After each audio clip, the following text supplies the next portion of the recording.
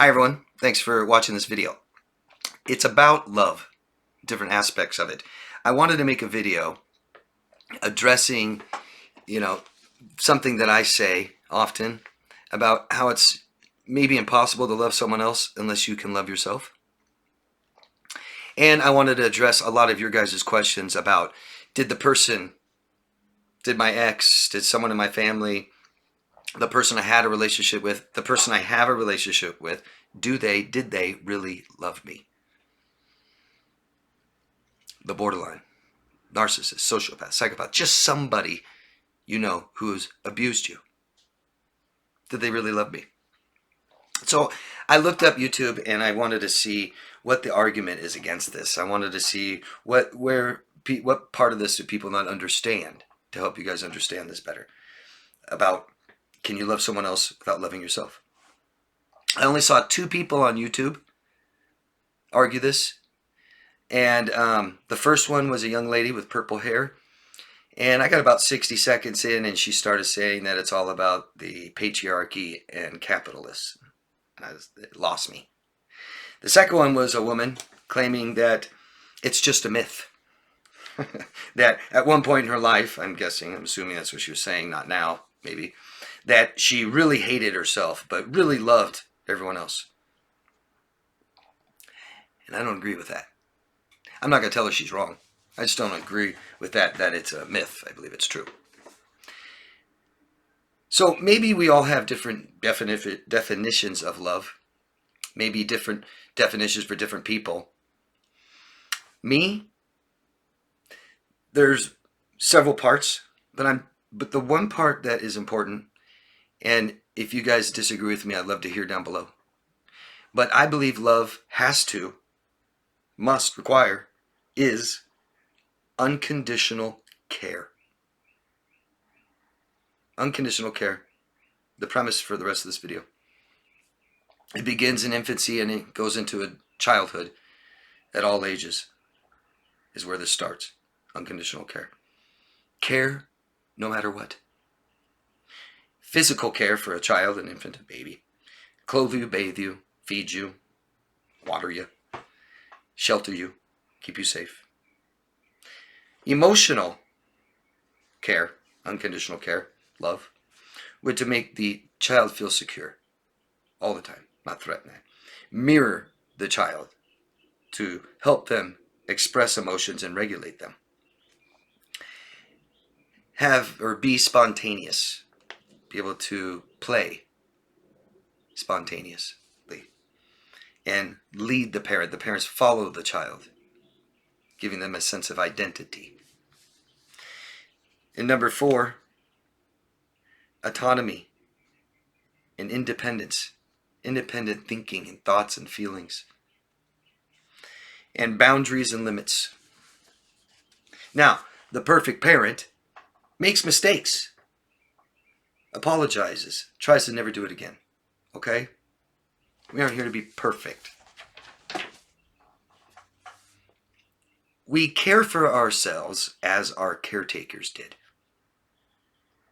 Especially after teenage years. Especially when we leave the house and into adulthood, we tend to care for ourselves the way our parents care for us. If we have adult relationships that are neglectful and abusive, we are neglecting ourselves. We are caring for ourselves as our caretakers did.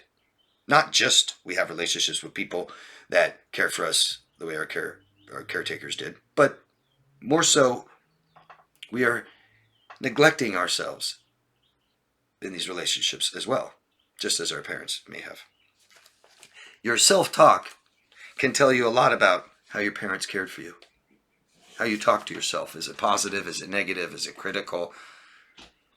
Sometimes it takes someone to enter our life that cannot love us to teach us to finally love ourselves. What you're doing right now. This is why we have been abused, neglected. And this is what healing means. Learning self-love. Learning unconditional care. If we can agree that our abusive exes didn't love us, the question is, did they love themselves? You can tell how someone feels about themselves, but by how they treat others.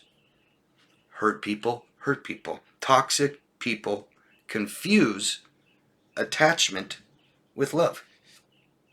That's why they say it so fast. I love you. I think I'm falling in love with you. Second date.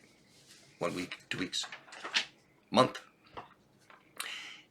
But did they care for you unconditionally? The people that told you they love you? Or did they lie to you? Withhold the truth from you? Did they betray you? Did they hurt you on purpose? Did they hurt you repeatedly? Did they talk bad about you? Did they give you the silent treatment and not talk to you? Or tell you where they are? Or ignore you? Did they not apologize? Did they humiliate you? Did they judge you? Did they invade your privacy and never, or sometimes, make you feel very insecure? Did they allow you to keep your autonomy? We can criticize ourselves, and we can not like ourselves sometimes and be disappointed in ourselves, let ourselves down, neglect ourselves, fail, and make mistakes, maybe even be dangerous. But we can apologize and see it and not do it again. We can introspect. We can be alone without loneliness. We can enjoy our own company. We can regulate our emotions. We can care for ourselves unconditionally. We can. We can make mistakes, but we can do it. Unlovable. Unlovable is the inability to love or unconditionally care for yourself and others.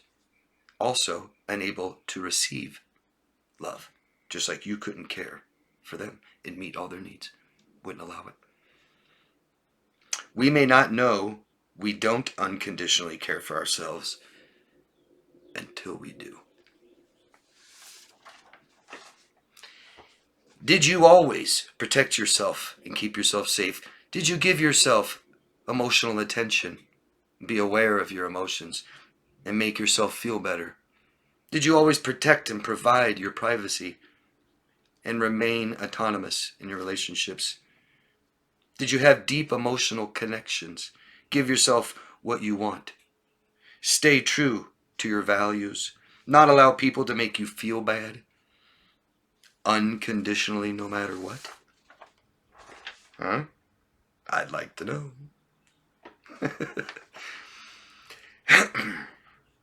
If love is unconditional care, if we can agree on that, then people who abused you and neglected you did not love you. Right? And they hurt you because they hurt inside and cannot care for themselves unconditionally and make that feel better. They had to hurt you. Did I answer these questions? Let me know. Do you understand what I'm saying? Do you disagree? Let me know, please. Please.